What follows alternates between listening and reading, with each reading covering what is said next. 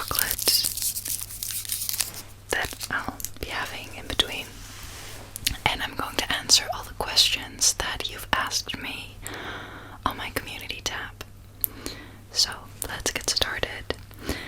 I have them on my laptop here because they're pretty big questions and I want to answer them right, so I'm going to be reading them off the screen and I'll do my best to answer them. This video is aimed at anyone who identifies as a girl or a woman. If you identify otherwise, you're still very welcome here. And it's very appreciated as long as you're respectful to the community. It goes for everyone.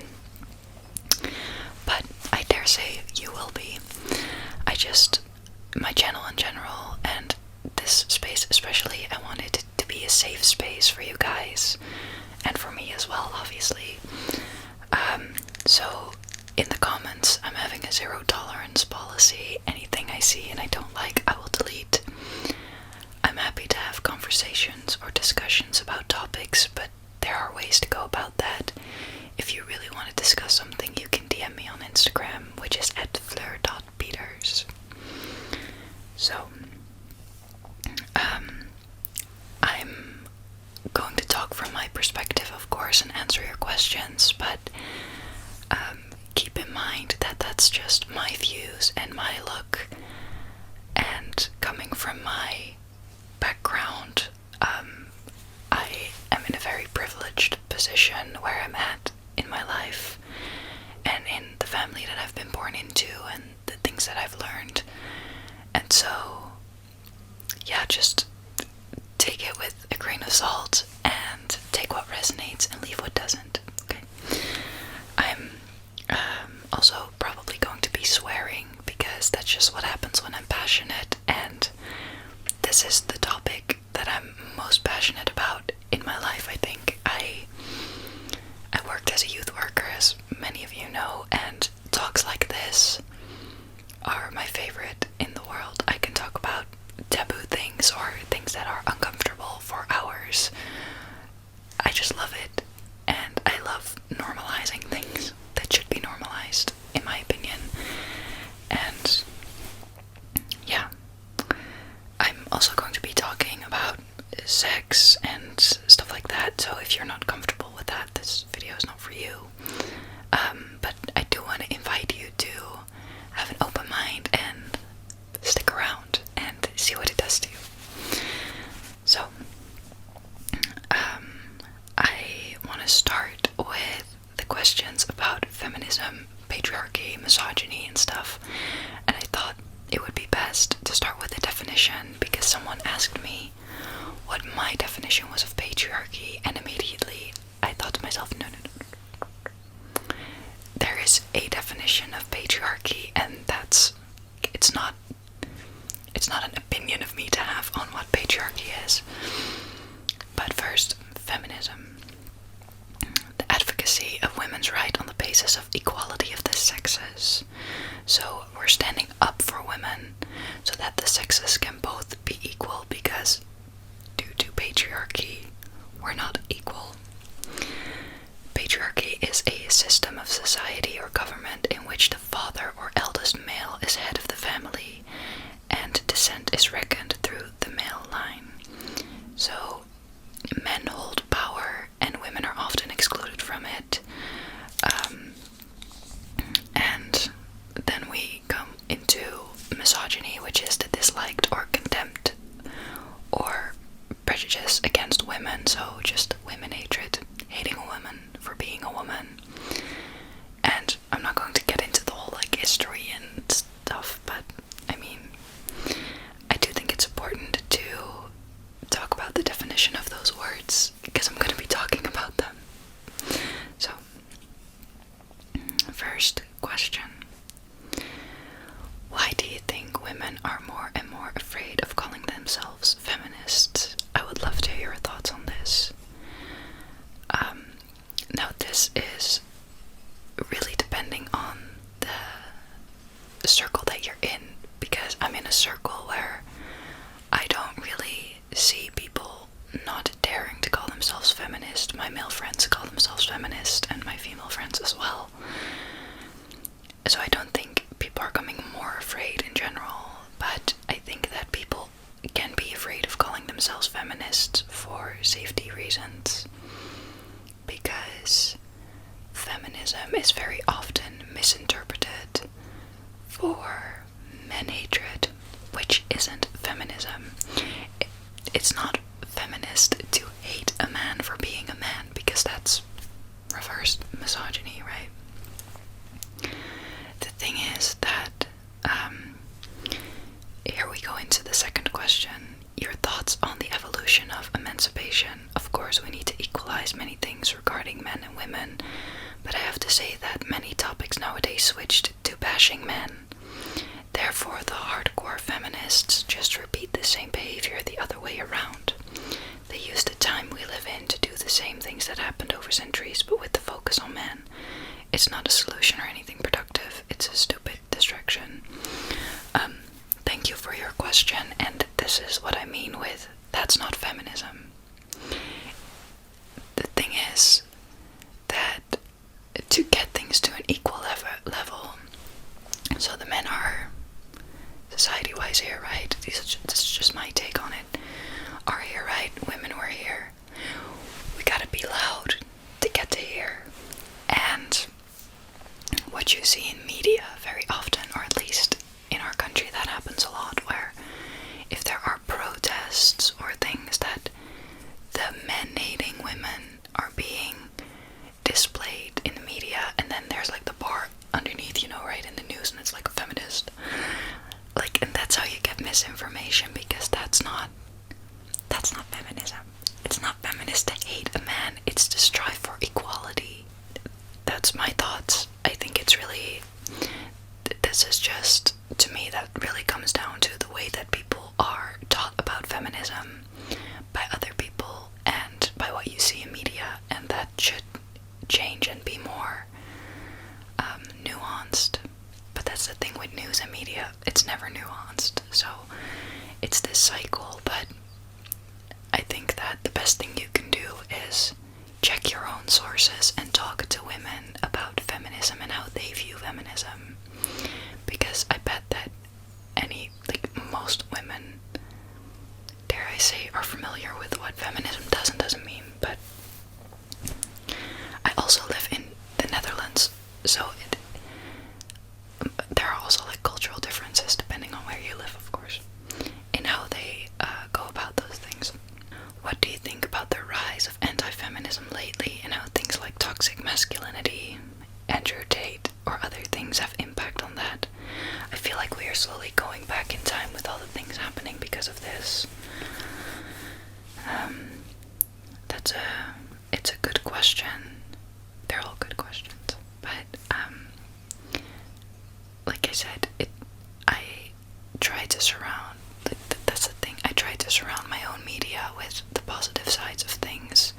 So, and that's not to say that I'm like head in the sand. It's not happening, like Andrew Tate doesn't exist, which in my world he doesn't. But I know that a lot of people do support him, which is just borderline dangerous, because he has very messed up views. If you don't know Andrew Tate, you don't even want to. He does a podcast, and he is just a misogynist through and through. He is all about the patriarchy and about the man being the main provider and all that stuff, which is just a very traditional, out-of-date view of the world, in my super humble opinion. So I don't feel like we're going back in time, but I think that a good thing to remember, if it's discouraging you, is that change takes so much time, and we have been, through generations, this has been engraved, whatever, it's so integrated into our ways of being, to the level of interactions and self-views, that, I'm sorry, my English is going to progressively get worse the more passionate I get. But I think it's good to remember that change takes so much time, because, I mean, it wasn't that long ago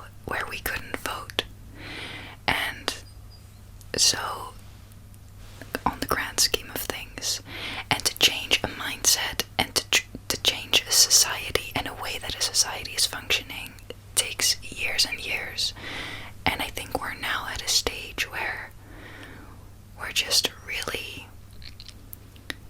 it gets more intricate the further along we get, and it gets more complicated and nuanced the further we get. So I think that feminism is slowly integrating, but that gives it'll always be a challenge to talk about toxic masculinity and all that kind of stuff. But I don't think that we're going back in time, because that media exists, because there's also this whole other spectrum of things that are happening that are good. And I think it's hard to see that too. So I mean, I don't know if it's going back. I don't think it can never go backwards. I really believe that it's never going to go backwards, because so many of us are seeing it this certain way. So I think a lot of good things are happening, but you're seeing the wrong things online, and that's shitty. I'll leave some sources in the description box, or if I forget, like, bully me in the comments, and I'll add some sources that I find very uplifting and stimulating instead of Andrew Tate bullshit. I watched one of Brittany Broski's podcast episodes where she discussed how men can also be victims of the patriarchy, and I think it's an interesting viewpoint. What are your thoughts on this? I haven't seen her podcast episode, but I definitely think that men are a victim of the patriarchy. Literally everyone is, unfortunately. And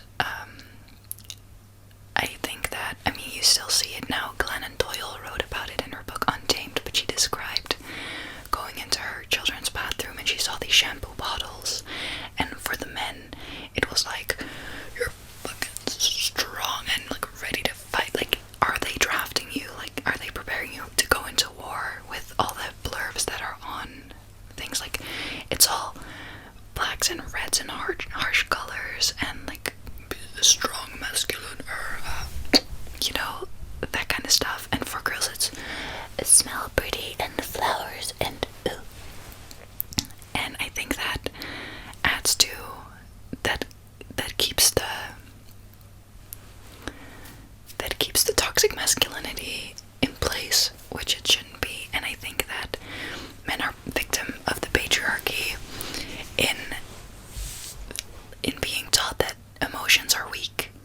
And I mean, we're taught that emotions are weak and that you're weaker for it, but we're women, so we were already weak.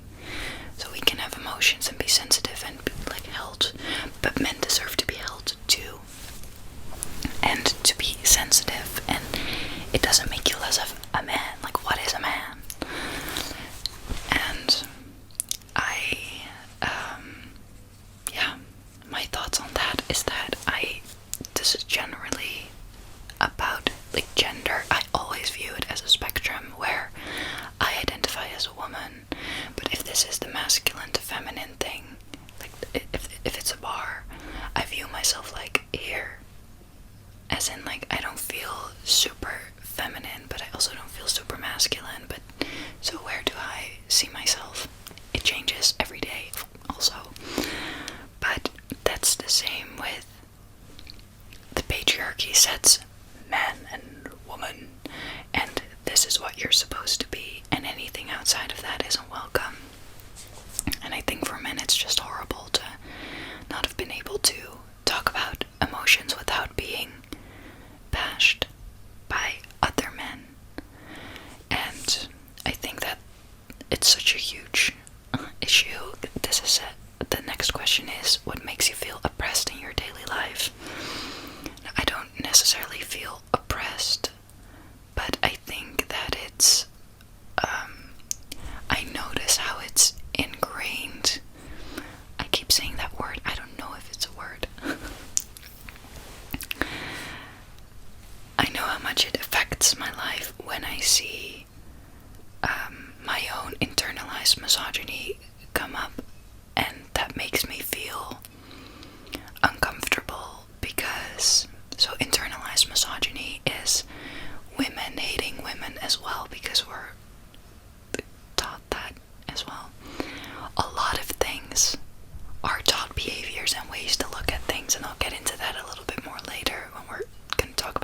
topics and views, but I think that, how do I word this?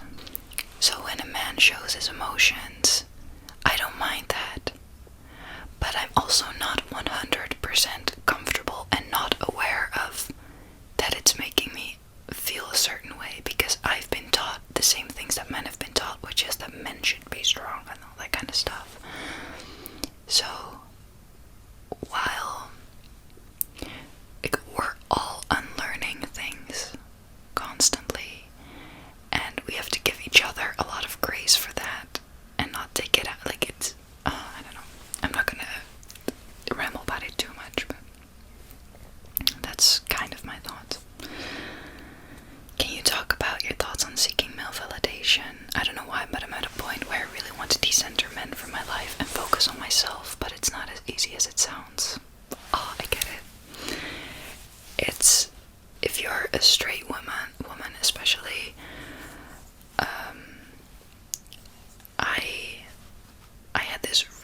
I had a really hard time doing the same, seeking male validation. I've just over the years come to the realization more and more that their opinion of me doesn't matter to me. Like, you can like shout from over here like, you're this way, that way. I'm like, great, because I'm over here. But that goes for validation from anyone, I guess. But I think you should give yourself time and grace and try to, I mean, what you pay attention to grows, right? So what you water grows, or how do they say that? So by focusing on women more, or your own validation more then, or you grow that a lot more and it'll fade to the background. I think that's the way to go about it. I mean, it's a pretty abstract question and situation, so I hope that helps. But how do you deal with the misogyny and with people who laugh about it and don't take it as serious? Do you ever look back at your childhood and realize sexist stuff that you hear, or what's happening around you that you didn't notice at the time? Oh, lists and lists I can make. I can write a book about that, I think.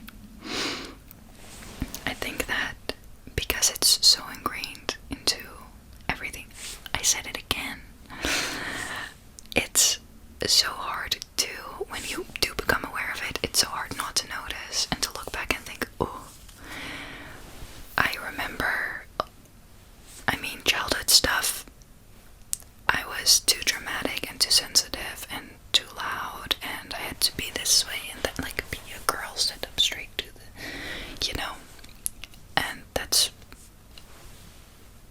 a blueprint because my mom was made very aware of that, like, you should be this and be a girl, be a woman, be sweet.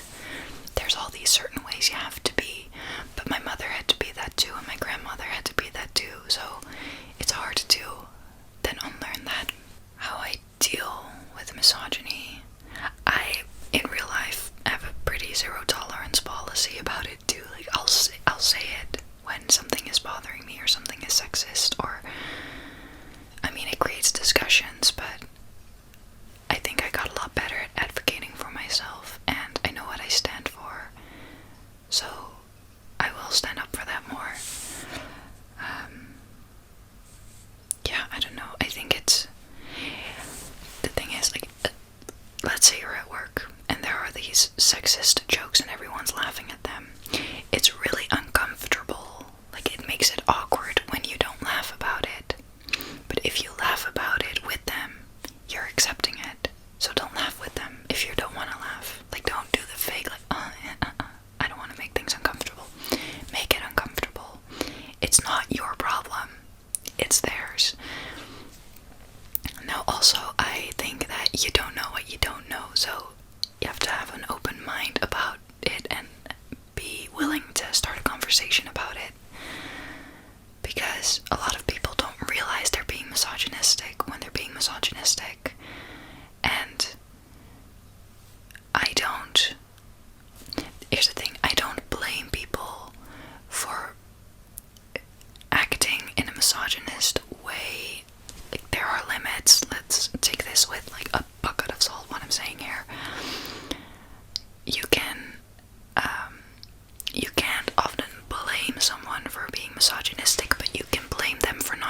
responsibility and being open to learn and to change their view.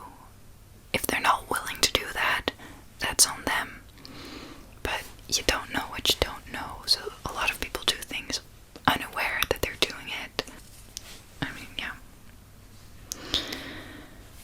Male feminist here. Would you be okay giving your piece on how men can best support an ally? I know most of our community here is female, but I'm sure there are some other men who would love to benefit from this. Love you, Fleur. Fuck the patriarchy. Fuck the patriarchy. Say it with me. Fuck the patriarchy. How men can support. I think that you can support by acknowledging the misjudgment that we're being wronged. I think that being open to conversation with women about it and ask them questions from a place of curiosity and a willingness to learn instead of prejudice. So, if you want to support an ally, you should talk to the women around you and talk about where they feel wronged or where they feel like they have to work those 3 steps harder than a man would have to, or how they feel about their pay, or how they feel about having to perform in their daily lives to be a good woman. I just generally, for everyone, I recommend reading the book Untamed because it's such a nice way to learn more about feminism and empowerment, women empowerment, yet it's really simple, but it covers a lot of ground, so I would recommend that. I hope that kind of helped. The thing is that we have a lot of questions, and I find it hard to... I'm better at conversation than at just talking one way, if that makes sense. So I find it difficult to give a good answer, because in real life I'm also really nuanced to maybe my own fault even, where I'm always looking for both sides, if that makes sense. And so me talking in this one-way stream is difficult because I'm not getting your words back. So maybe we should do a girl talk, like a live stream sometime, like a post girl talk live stream where we can talk about this kind of stuff and have a conversation about it. Anyway, we're going to head on to the topic that I like to call the mystery that is boyworld. First question: how do you feel about being more open with men about periods and the pain and all the associated symptoms that might come with it? I struggle with getting the men in my life to be more comfortable and aware of problems, and also to realize that it is more than just headaches, bloating, cramps, and back pain. Most of them cringe immediately, try to change the subject, and without open dialogue, it will never change their knowledge.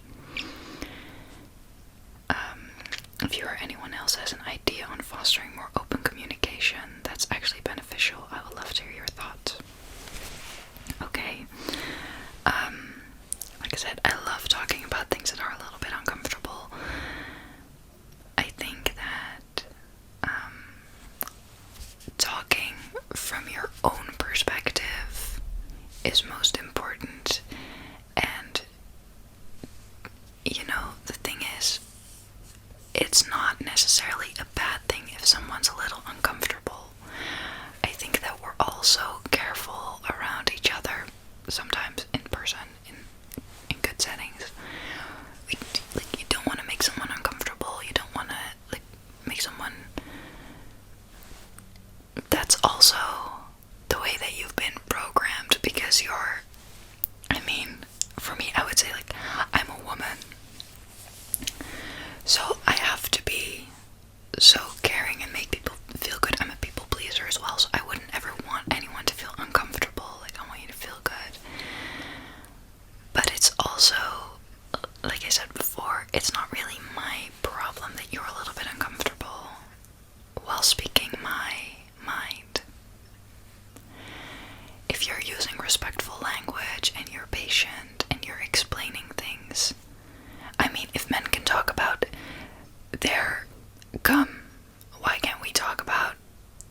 periods, which is a very different thing.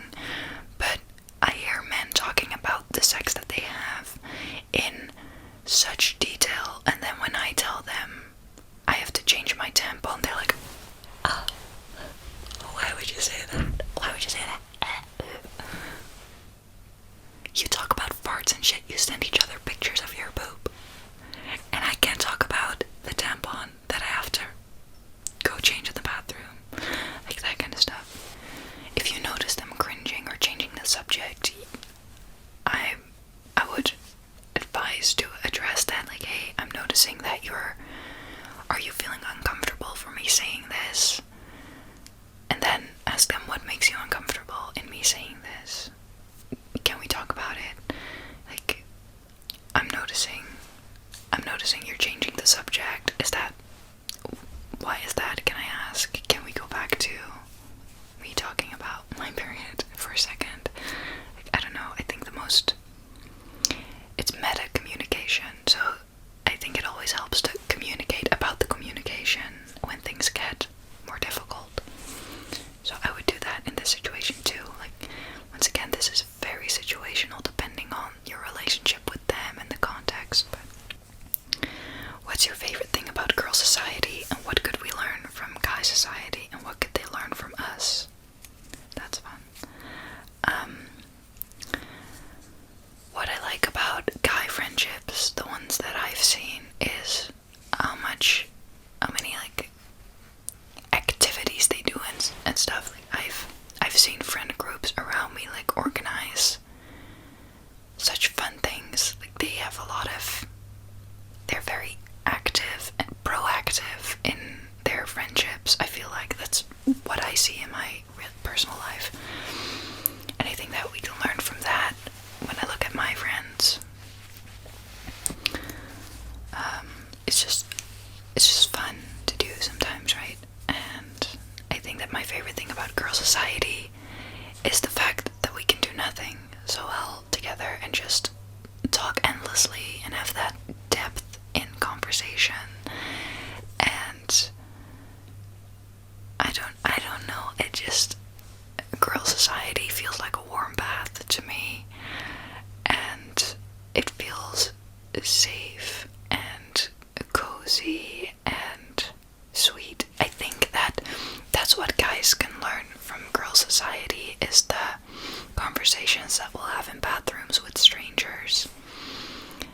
And I think that what we can learn from guy society is being proactive and do things. I don't know, this all depends on your friend group, of course, and the way that you live your life, but I think that's fun. Do you have guy friends? If yes, do you sometimes notice they aren't as mature or didn't grow up as fast as women normally do? I don't know, that was just something I observed in my friend group. Girls always do the organizing, cooking, and it works well, and wouldn't want them to do these things, but it does rub me the wrong way. So the girl doing the organizing and the cooking, that's just, I think that's old patterns that we are just repeating because we are taught to do those things and boys aren't taught that. So they need to learn, but by us doing it all the time, they're not learning to do it because we're solving the problem for them. About them not growing up as fast, I mean, it's a scientific thing. I had developmental psychology in college, and we learned a lot about this, but I'm not entirely sure anymore if this is the right way to say it. But in puberty, girls go faster than guys do. We have a prefrontal cortex, which is your risk center. That's why when you're a teenager, you're a bit more reckless, because you physically cannot see the weight of the risk that is there to your action, the consequence. And from what I remember, for men it develops later and at a slower pace than for women. It's fully developed at like 25 or something, so you can all just blame it on your prefrontal cortex if you mess up. But I think that for that reason, they don't mature as fast, because they can't analyze the risk. So, I mean, that's a thing. And then also, it's the way that you've been raised and conditioned in the environment that you grew up in, of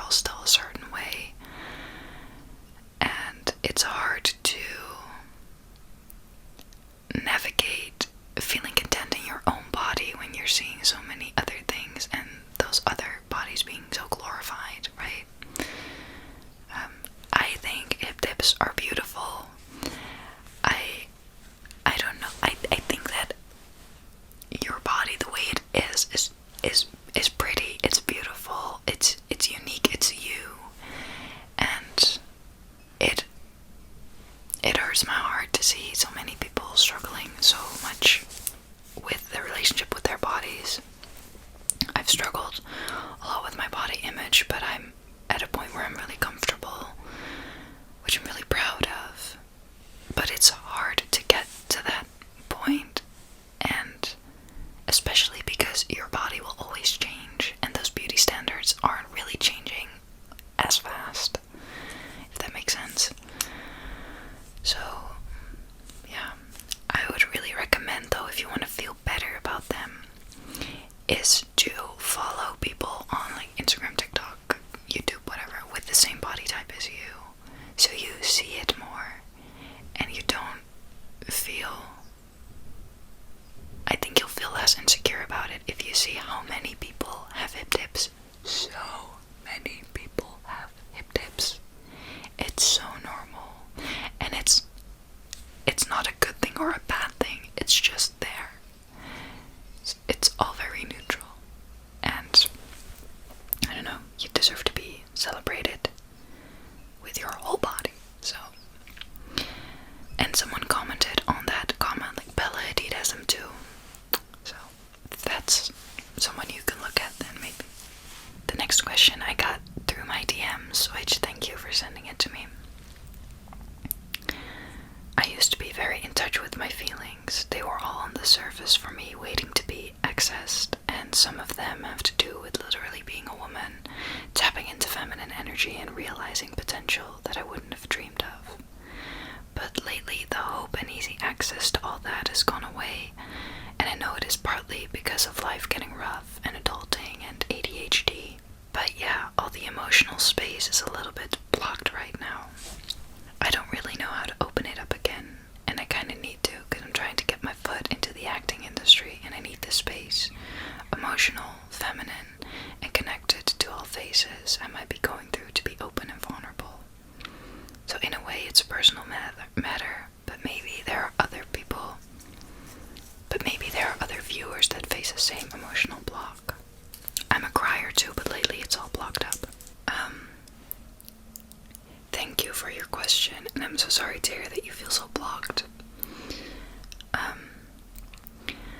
had phases in my life where I felt very emotionally blocked, but it was often due to stress and kind of ignoring myself, I guess, suppressing a lot of things that were hard. And for me, when that happens, I need time and space to come back to myself. So I need to not isolate, but I do need a little bit more alone time and not distract myself while I'm doing that. So if I would go for a walk and not play music or bring my phone or anything, just walk and think. And after a while, the thoughts become a little bit less loud and I can hear myself better. Or meditating and sitting down. I don't know, for me it's a lot about hearing myself, and in silence I hear myself.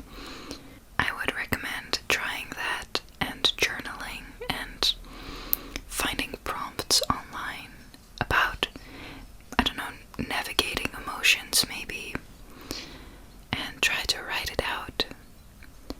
Or if you want to trigger a cry, I would watch Soldier Coming Home videos, or an episode of a show where a character I love dies, or listen to nostalgic music and really make myself cry. For me, it can happen when I'm singing, so I know that singing is really helpful to me, but when I sing a song that resonates with me, I can make myself cry, and then I can stop singing and just feel the emotion through, you know.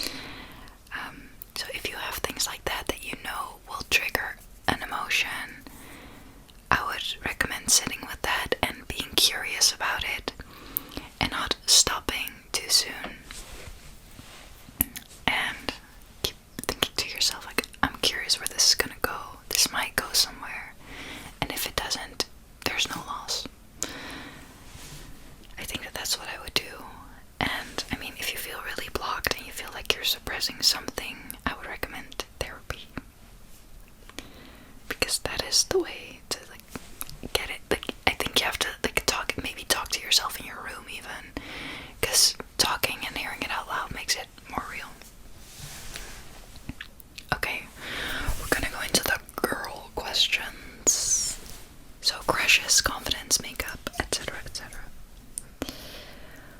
What is your favorite girlhood memory from growing up? One time, I was in elementary school and I had a birthday party, my own birthday party, and I invited my best friends and we did a photo shoot in our house. And that was so fun because we all did makeup and we just played around, and then we took cool pictures and we were just little and sweet, and that's my favorite thing. And sleepovers as a kid and gossiping about boys for the first time. I remember that I was maybe 10 or something and we were camping in France because we did that every year, and I made this friend and she was older than me, which I felt so cool. And we would listen to the radio, and she listened a lot to Tokyo Hotel, which I had never heard of because I mean I was young, but I just thought it was so, I thought she was such a bad bitch. So, and we would talk about boys, and because she was older, she had like some experience with flirting and stuff, and I was just, and we were drawing, laying on our tummies and drawing and talking about boys, listening to music on like this pink ass radio. And that's girlhood to me. That's girlhood. It's the coziness and sharing secrets and doing something with your hands in the meantime. Oh, I love that. I have a lot of fun girlhood memories. I don't know. I love being a girl. What is your all-time favorite makeup product? Okay, I think the Charlotte Tilbury highlighter wand in Spotlight that I've shown multiple times on my channel, but also recently the Blink Amplify tubing mascara. If you've never tried a tubing mascara before, I really recommend it. I cry a lot and I take naps a lot, and when I take a nap, it doesn't come off, like, or it'll come off in like little flakes and not as bad. And then at night when you take it off, it's just so easy. I really recommend looking up tubing mascara. Okay, I took a little break. I am now fully under the covers in my bed. This is the coziest chat I've ever had, and we're gonna continue about confidence. What is your relationship with self-confidence? Did you always have it, or are you currently trying to gain it? If so, do you have any tips for us? Love you, sending love from Italy. I love you too, and I'm sending love all the way back. I would describe myself as confident for sure, but I've worked very hard on that. It's not always been like that. I was really insecure in the sense that I was very much looking for validation in other people, from other people, and I was constantly afraid of being, also because I've been told those things in elementary school, but of being too loud and annoying and dramatic, while I'm just sensitive and excited and passionate. But I've always been pretty expressive. Like, you can read my thoughts in my face. I mean, I think you've noticed that too, but I'm very smiley. But if I'm not in a good mood, you'll be able to tell. You might hear my cat as well. He's now on my closet sleeping. But I think the biggest thing is that I don't feel shame anymore. In expressions and emotions, I don't get embarrassed very easily. And I think that I have a good head on my shoulders in determining if something is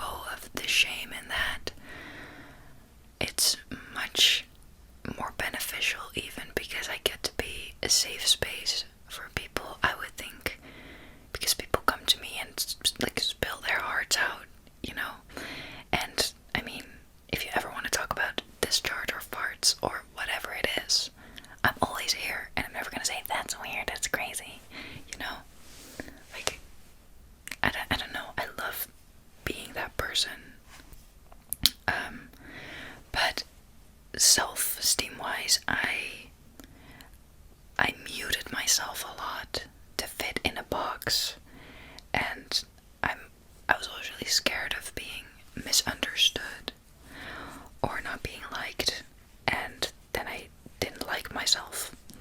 So 2 years ago I started therapy again, and I remember being in my therapist's office and literally crying, like, I lost myself, like, I don't know where she is, I really don't. And that was about my self-esteem.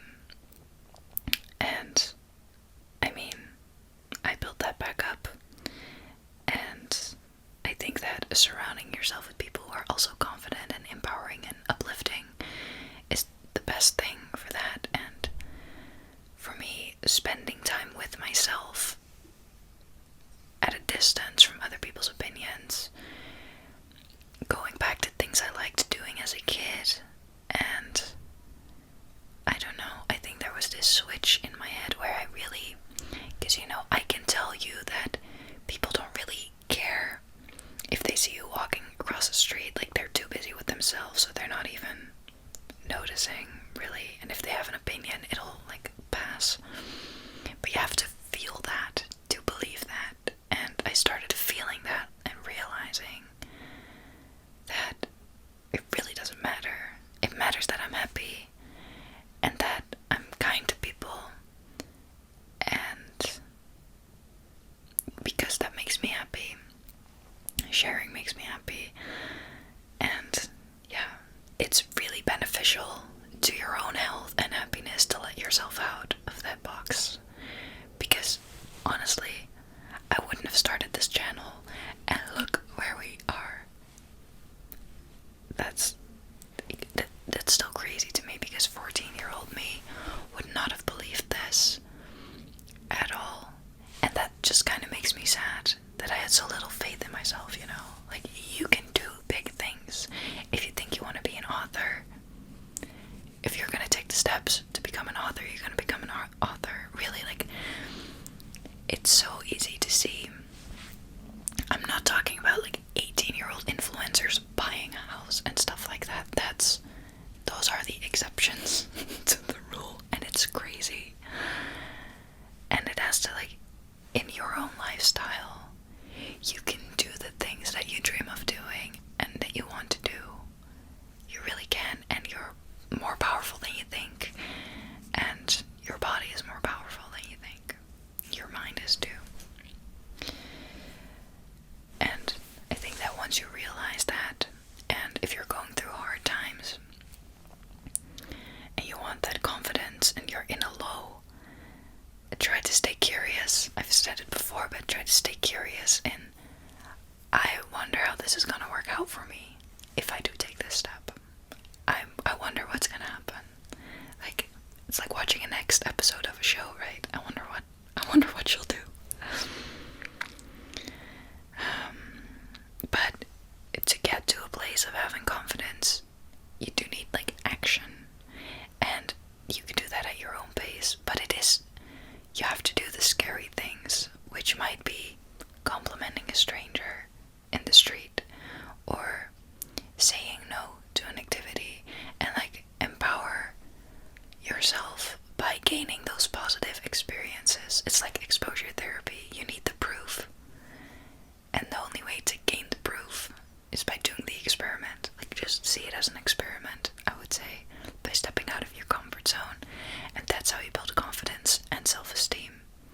And yeah, it's empowering, and sharing it with friends who are also empowering and like will compliment you and validate you, because we're very strong as individuals, but we need each other too, and there's nothing wrong with that. What's the best, most heartfelt compliment you've ever gotten that stuck with you?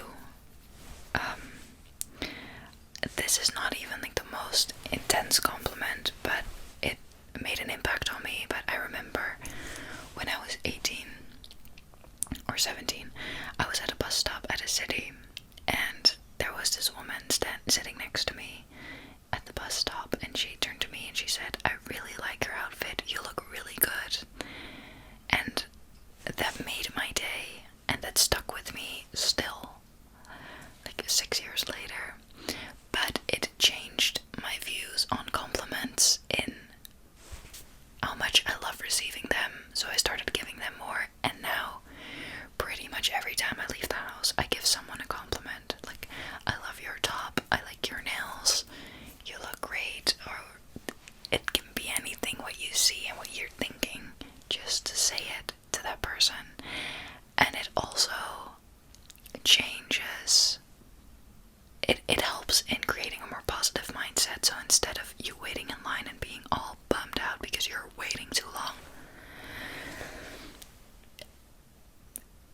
starting a conversation with someone, like complimenting their glasses or whatever, it immediately creates a better atmosphere. It'll make you feel better, and it'll make you realize that waiting in line is not that big of a problem. If you put it in perspective, like we all have those days, but I don't know. I think I like doing those things. So that really stayed with me. And I don't know, sometimes I get comments of like, you're a safe space to me, you're a comfort. You helped me choose the uni course that I wanted to choose. Like, your videos are empowering to me, like that. I'll never forget those comments. I really won't. And they mean everything to me. So, who is a woman in your life you look up to and why? There are a lot of women in my life that I look up to. I look up to my friends. I really find myself lucky to be their friend and to get to breathe the same air as them. I look up to my mom and my grandma, and I see what they've done in their lives, and I see them working on theirs and still working on themselves and developing as people, even as they grow up, and that's empowering and inspiring to see. And I look up to a lot of people online as well. I love Florence Given. I love Hitomi Machizuki. I've talked about these people before, but I love Isabel Page. I love Hannah Lee Duggan. Women who are building their own things and going in it with their whole hearts and their souls laid out in full, like, surrender, I guess, to their emotions. And I don't know, there's something about watching passionate, excited women that makes me passionate and excited. So yeah. Who were your celebrity fictional crushes growing up? So, I definitely had a big crush on Troy from High School Musical. Also on Joe Jonas, but like in his Shane Camp Rock era, I had a huge crush on him too. I had a crush on both Louis and Harry from One Direction. Now I would say Harry. Who else did I have a crush on?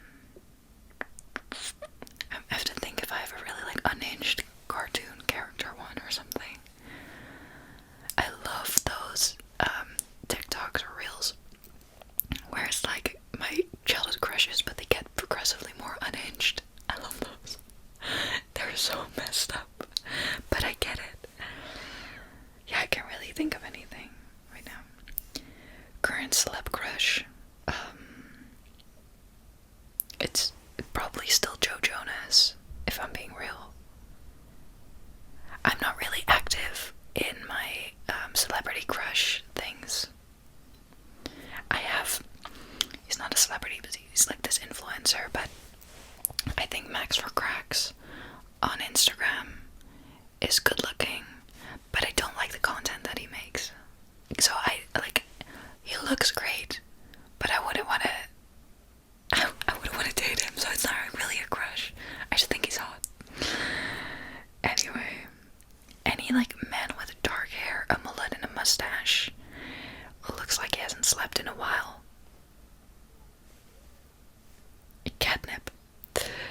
Anyway, what's your opinion on Kylie Jenner and Timothee Chalamet? Great for them.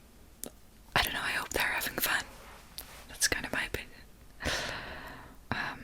I mean, they're both hot, so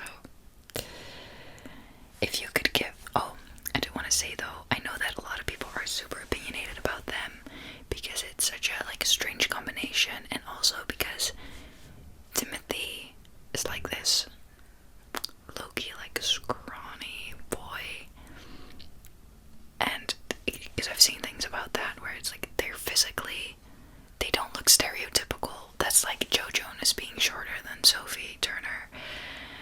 Get over it. Like, people can like who they like, and everyone keeps thinking like this is some media scheme or whatever. Even if it is, it's not your business. They're having fun together.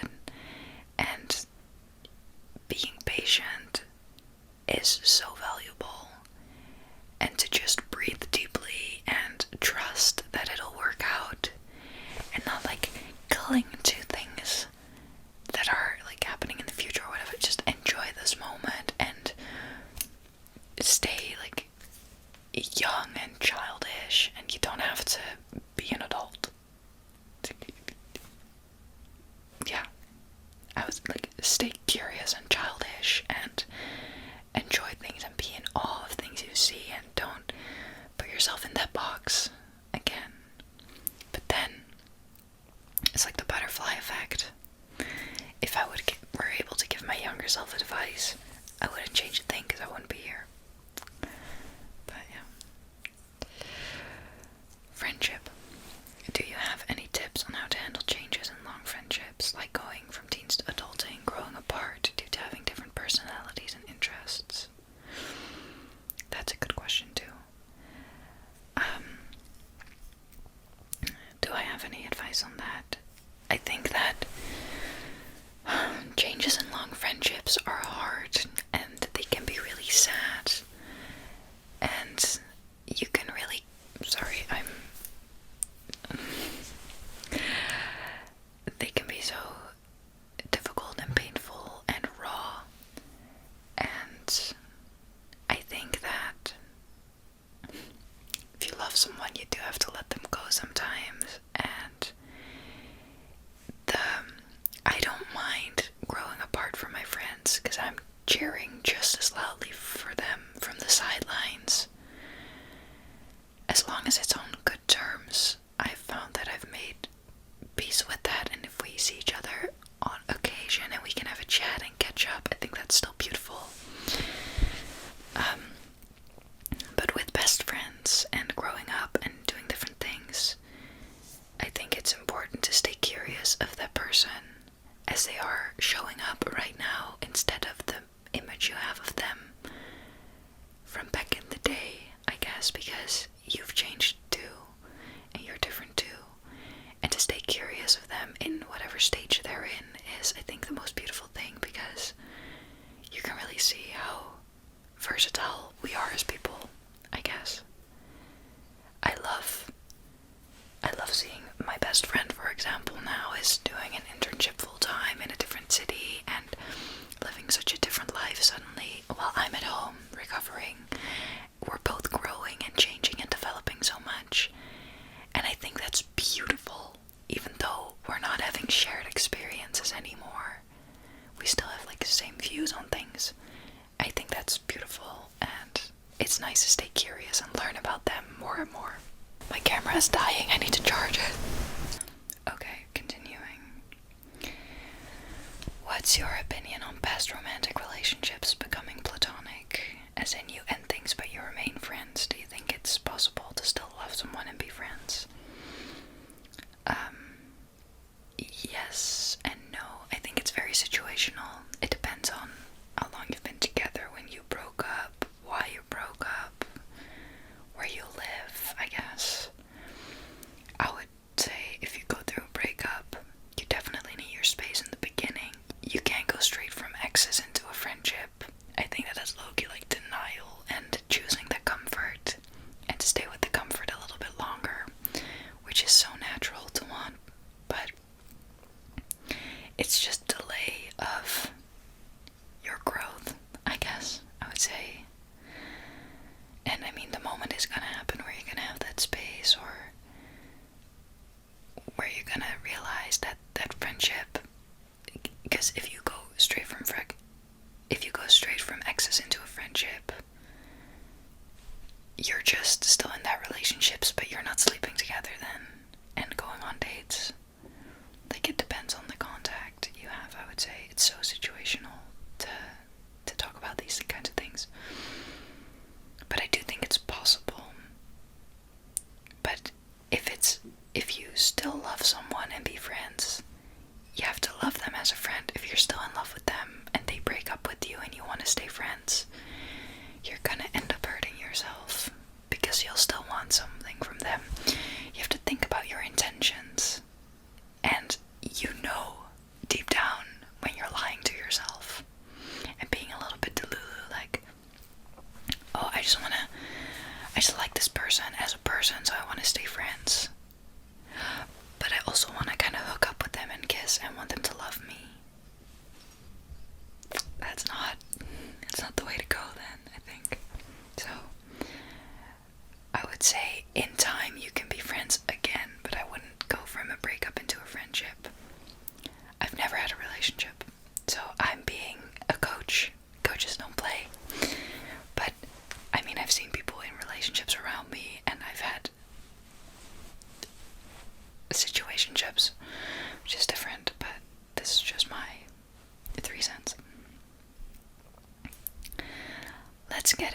love relationships and sex. First one, how is your experience with past relationships? I haven't had a relationship. I've had so many situations where I liked that person, but they didn't like me enough to commit, or they liked me and I didn't like them. I've had a very, very toxic friends with benefits type of situationship thing that lasted for 3 years on and off, which was very impactful, in a not necessarily positive way. And I've dated. I've had great dating experiences. I've met wonderful people, and that's my experience. Do you prefer the single life? I mean, for now, yeah, I love it. I love growing into my own person and learning about myself more and more. But I do think, like, I'm 23, I know myself pretty well. I think I would be ready for a relationship and to share that more and learn more about myself in that setting as well. So yeah, but it comes when it comes. My friends, male and female, recently discussed how we feel that girls are much more focused on body image during sex than boys. My male friends also agreed with this, but couldn't explain why they thought this. So, I have some thoughts on this, and I think that women are definitely taught to be more performative in sex. I mean, for many of us, our sexual references, first times references, are from porn. And porn is not an accurate display of sex. Because first of all, the way that bodies are shown, the way, like, not everyone has a super long, thick, straight, hard dick. And someone doesn't have, like, many women don't have, like, the very small lips and their vulvas are all looking different. And there's a certain type of body that is shown in porn a lot of the time. So I think that because that's what we see and I don't know if that's what we see, it's what we think we have to be, right? But sex is so different from porn because it's messy and it's funny and it's awkward sometimes and it can be romantic, but it can also not be romantic. There's consent, there's the moment someone puts on a condom. It's all things you don't see in porn. Simple as that. And I think that women, I mean, porn is often aimed at men, right? If you go to like Pornhub and stuff, because that's the free website that everyone knows, it's so based around the woman looking all nice and having her back arched and like bouncing perfectly and doing all the things. And in a lot of porn videos, you don't even see the whole man. You just see his penis. So how are we supposed to know what to do if this is what we're shown? And this goes both ways, that men are taught those things as well, and that makes it so awful because we're both having these crazy standards and expectations and views that will make us either insecure or really overexcited of what we're going to get. And I don't know, that's the hard part about that, because I don't know, you can be insecure about your body looking a certain way and them being disappointed, but then they factually can be a little bit disappointed because they were expecting something because what they've seen in porn. So everyone has to adjust their expectations, and that's something you have to do with that person. But also, when you're with that person and you like them and you're all turned on, it really doesn't matter. It really doesn't matter because you're just having fun.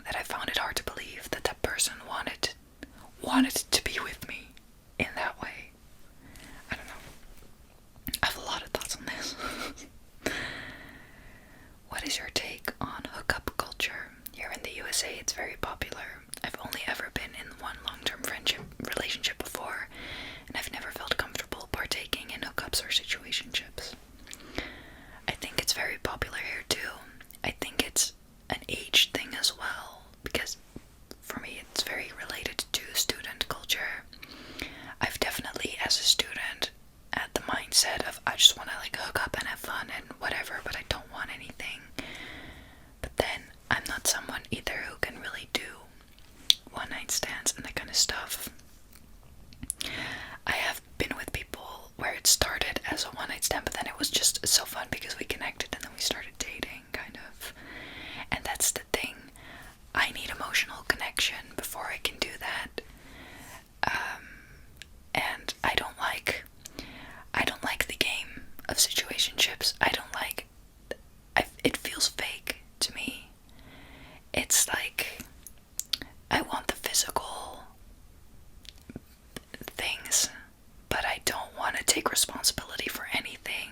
Like, I've had situationships where I've had that one toxic situationship where this person wouldn't want to talk to me or wouldn't say hi to me on the bus. I'm like, we saw each other naked. If you're old enough to have sex, you're old enough to communicate. Like, you should be mature enough to communicate about these things because it's important, because it's vulnerable. It's vulnerable. So, I mean, I'm not into hookup culture I don't really partake. And I think that it's just difficult to find the right person, right, to start dating and to be on the same page about things. And that's why communication is so important, like right off the bat. Like, what are you looking for? So yeah, I mean, it's definitely a big thing here too, but I think it's very related to student culture as well. Have you ever been in a toxic relationship? If so, how did you experience it? I've been in one and it changed my perspective on love a lot, and a man. Yeah, so it has definitely changed my perspective on love and men as well, in the sense that it has shown me what I don't want. It showed me how insecure I was, really. It showed me a lot of things. I went to therapy after it because it did, like, that combined with some other things made me scared of men for a while, and I don't want to get into that too much, but I would, if I was at a train station, I would walk around men. I would change the way I was dressed. I really lost myself in that sense, in my femininity and my own sexuality, and owning that, because I kept being scared of being perceived and sexualized. And that's also to do with my job, because I work with teenage boys and you don't want to get sexualized, so you dress a certain way to prevent it. But then if you keep preventing it, you're also not teaching them that it's normal to dress a certain way and that it's okay. Like, you know what I mean? So it has brought me a lot of perspective, but it's mostly just taught me what I'm not looking for and what I am looking for. And yeah, it's really refreshing to then have dated people where you did get those things that you didn't get the first time. And it's really strange to experience those things at first. You're like, what the heck is going on? Why are you asking me like nice questions and asking me if I'm okay, or if I want to talk about something, or if I say, hey, we should talk about this, they say yes, okay. But the more you experience those things, the more I started getting more trust in, like, they're not all little rats. How are women expected to move on after experiencing their first heartbreak with their first love, totally asking for a friend? I'm so sorry to hear you go through this. I'm sending you big hugs and kisses. Give yourself time. Give yourself time. It's just going to suck for a while, and that's okay, because you're not going to die, and it is going to get better. And that's crazy to think that it can get better than it was, right? Like, there are such good things waiting for you, and there's gonna be a time where you can breathe, and you're gonna wake up and not have it be the first thing on your mind, and it not being the last thing on your mind before you go to bed. And there's going to be other things that you're just thinking of. You're like, whoa, I'm thinking of all these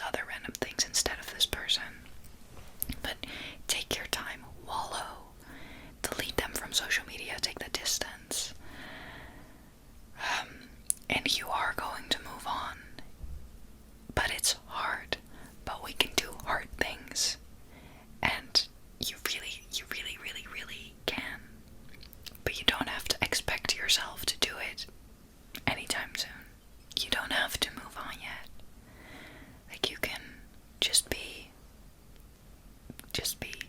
with you and find ease in your days again, and baby steps. Next question. How have you dealt with approaching people you're interested in but too scared to? Okay, I can talk about this. In the past, I've been really scared to approach people, especially when I was younger, but as I've gotten more confident, am I even in focus?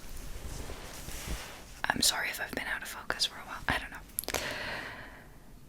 I used to be really scared of approaching people, but I started caring so much less. It's not fun to be rejected, let's say that first. It sucks to be rejected, okay? But it doesn't mean that you're less valuable or that you're less lovable or hot or attractive or fun to be around. It's just their taste might not be you. First of all, if you do approach a crush, there's a very high chance that it'll take you 2 minutes before you're like, oh. And I think that it's a really good mindset thing to stay focused on, do I even like them, instead of that anxiety of like, do they like me? Go focus on, do I really like them? But approaching people, I think it's fun. People love being approached in a not creepy way. So I had this huge crush on someone. Okay, I'm all smiley. I always get like that when I talk about these kinds of things. If you were telling me crush stories, I would be like, I can't hide facial expressions, like I said. But I had a crush, and I saw this person around school a lot, and I was like, oh, they're so hot. So I didn't do anything with it, but then one day I saw one of my best friends from college sitting at a table with them, and I was like, oh, they know each other. So I was like going over to that friend, and I was telling her about it, like, that's my school crush. Is this person single? So, I don't know. And I didn't want to be invasive of someone's space, and we were with a group of people, and like, public rejection, no thanks. Like, if we're all at a table, it gets silent, and I would approach someone, and that's like asking 10 people out at once, right? You have to find the right moment. But I just asked her to give this person my Instagram because I didn't want to invade their space, and if they were seeing someone, I would want them to have, like, I don't know, it just feels really wrong sometimes, like, go up to someone and then be like, I have a partner, like, oh, sorry. I don't know. So in that way you can approach someone. And it worked, by the way, like, I got a message and it was all fun. And just keeping things really casual, and because the more heavy and loaded you make it, the more heavy it gets. But if you approach it with ease, it goes for a lot of things, like, oh, I just think you look really good, I'm attracted to you, I wonder, like, or you seem like a really fun person to be around. So I just told her something along the lines of, could you tell them that I think they look really cool, and I have a crush on that. I'm like, that's a personal reference thing, but I'm just very honest, like, I have a crush.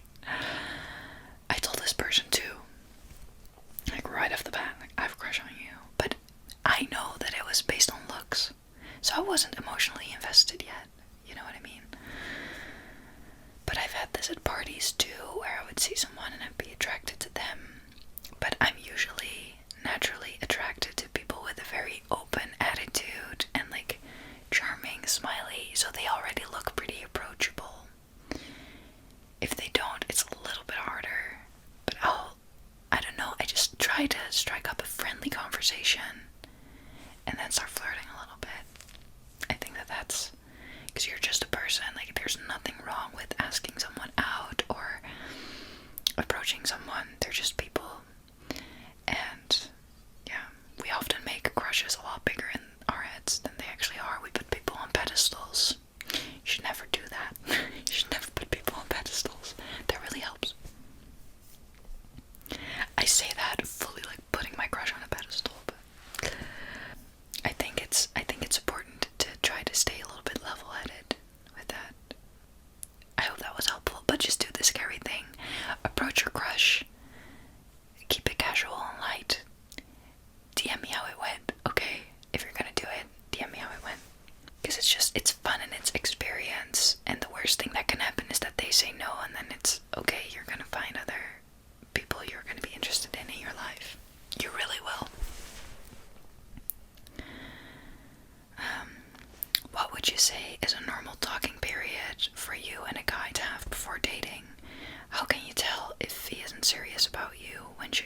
way.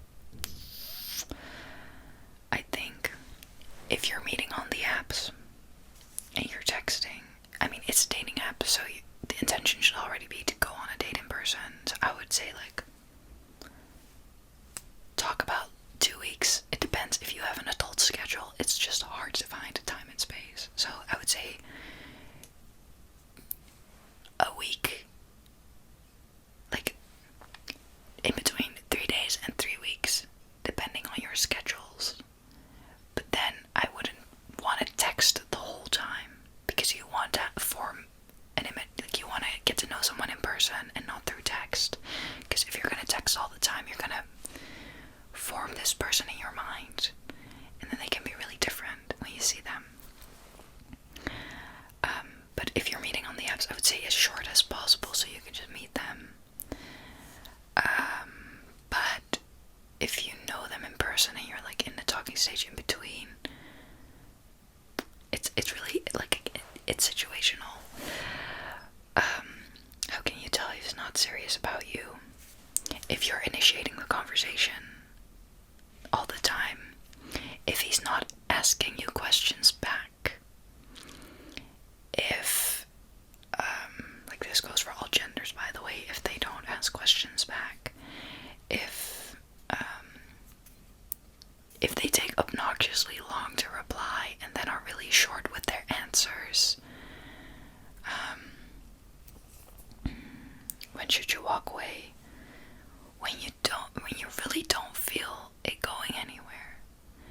When you really don't feel seen or understood, if you're like, this is not gonna click. I mean, you can always ask first if you're in doubt over why they're not texting you back.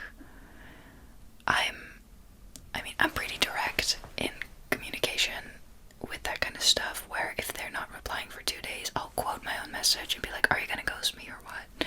Like, you can call people out for things, but you can make it like a joke, or you can just genuinely ask, hey, you haven't replied yet, is everything okay? That kind of stuff. So you gotta see what's up. But if you feel like it's all coming from you and everything, you should walk away. Thoughts about dating apps. I do use them. Do you use them? Why or why not? I don't, and I feel so sad sometimes, because I'm like, that's where I should be. But then I'm like, yeah, never mind. Thoughts about them. I have a very ambivalent relationship with them. I often like delete them and re-download them, and it's just a cycle. For apps though, I like Hinge and Bumble because you get a little bit more personality prompt-wise. I prefer meeting people in person, but I've dated wonderful people through the apps. But I think it's very easy to think, oh, there's no one on here for me and it's so hard and it's so hard. But you gotta keep in mind that you're presented every genre of person that there is under the sun, like who has the app. So, I mean, let's say you're at a public event that isn't very niche. You're gonna see so many kinds of people too, and you're gonna be attracted to maybe one if you're lucky. It's that same way. It's not like you're in a... So for me, for example, to find my type, I would have to be confused at a thrift store or at a like record store or skating rink or whatever to find my type, right? But I'm not gonna find these people at like a gaming convention, maybe. Well, maybe, you never know, but not in Sephora. So on the apps, you're getting everyone at once. So it's you gotta filter out the good ones, right? So I mean, it'll always be more fun to meet someone in person. Sometimes you just want a little bit of attention, and that's fine. So go on the apps, strike up a little conversation. Yeah. It's rough out there. It's rough out there. You have to slay a lot of dragons to find your princess. Okay. So, those were all the questions. I hope that question that this answered them for you. I hope that you found some